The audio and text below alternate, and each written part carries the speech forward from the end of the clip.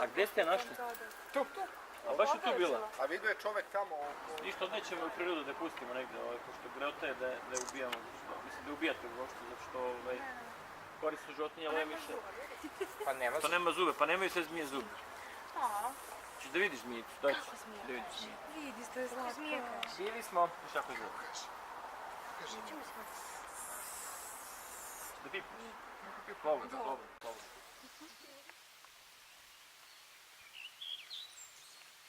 Šokiraj.